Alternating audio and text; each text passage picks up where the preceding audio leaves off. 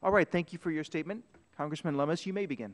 Well, thank you, Mr. Chairman. It's great to be back in front of the Natural Resources Committee. I want to thank you and Mr. Holt for allowing us to testify today. We have missed you. I have missed you. Believe me, the stories I could tell you about my new assignment. Oh.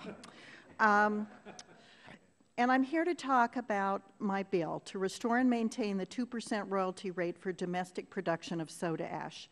In the United States, soda ash is derived from mining, crushing, and processing this hard rock. It's called trona, and it looks a little bit like the countertops in your kitchen.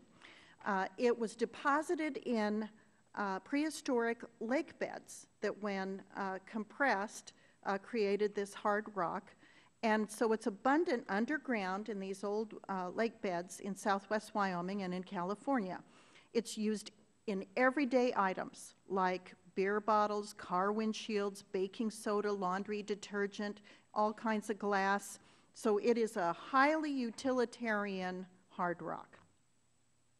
Now, in contrast to this natural product that's made in America, soda ash can also be created synthetically. And China is producing synthetic soda ash in great quantities. Synthetic soda ash is more energy intensive to create, and so it results in greater emissions.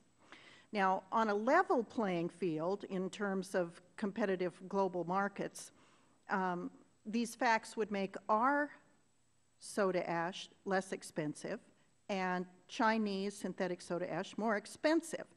But instead, the Chinese government distorts the trade of soda ash by heavily subsidizing their synthetic product.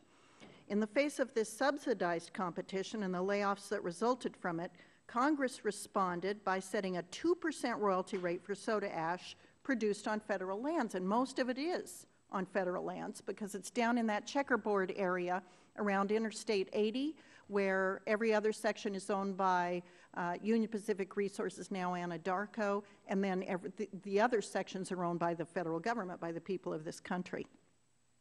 Now, during the 5 years of the 2% royalty rate, U.S. soda ash manufacturers increased employment, increased production and exports, and increased the royalties paid to the federal and state coffers as compared to the previous 5 years where the royalty was higher. So by any measure, this was a success. But rather than maintain that successful policy, the Department of the Interior chose to increase the royalty rate to 6% when the legislation expired in October of 2011. And they supported their decision with an analysis that dismisses the facts that I just laid out here. As the representative of the state with the most significant resource extraction from federal lands, I do not believe that any industry should be allowed to extract resources on our public lands without paying for the American people for the privilege. These resources belong to the American people. But the federal government has to be smart when developing and settling these rates because, as we know, it is a global marketplace, highly competitive, with the Chinese subsidizing their synthetic product to the tune of $30 million annually.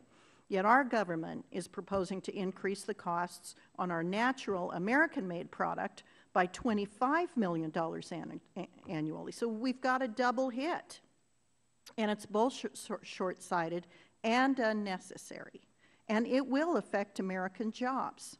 That's why my legislation is supported by the Steel Workers Union in Wyoming, the longshoremen at the Port of Portland, and the railway workers who transport this mineral from the mine to the port.